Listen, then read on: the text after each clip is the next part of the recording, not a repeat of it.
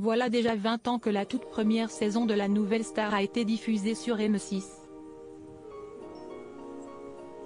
Pour marquer le coup, la chaîne a décidé d'organiser 2 soirées événements, les 15 et 21 février, au cours desquelles les téléspectateurs et fans du télécrochet pourront retrouver le jury originel composé de Marianne James, André Manoukian, Dovatia et Manu Katché, mais aussi plusieurs candidats emblématiques, dont François Raoult, finaliste de la saison 8.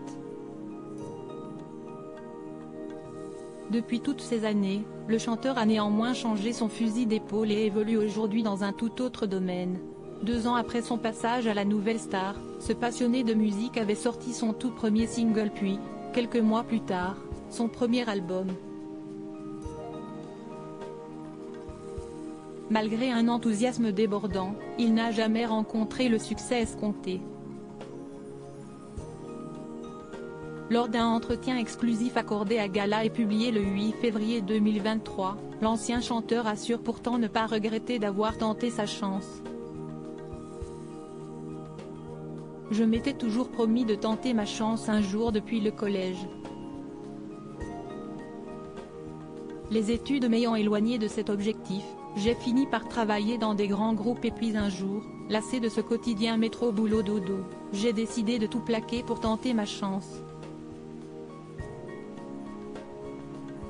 La Nouvelle Star a été une véritable aventure humaine qui m'a permis de grandir et de rencontrer celui que je suis, a-t-il expliqué auprès de nos confrères. Un virage à 180 degrés aujourd'hui, François Raoult ne cherche plus à faire de la musique. Je suis désormais entrepreneur dans la gastronomie et l'art de la table japonais. J'ai également créé un lieu de vie et de partage au sud de Nantes qui devrait ouvrir en mai prochain. Il s'agit d'une micro-ferme biologique et d'un lieu dans lequel nous organisons des événements autour de la musique, de la gastronomie. A-t-il ensuite dévoilé. Poussé par un puissant coup de blues, François Raoult a quitté Paris pour s'installer à la campagne. Désormais marié et papa d'une petite Gabrielle, il est apaisé et n'a pas hésité longtemps avant d'accepter de venir chanter sur ce prime anniversaire. Une occasion qui lui a d'ailleurs donné de nouvelles idées.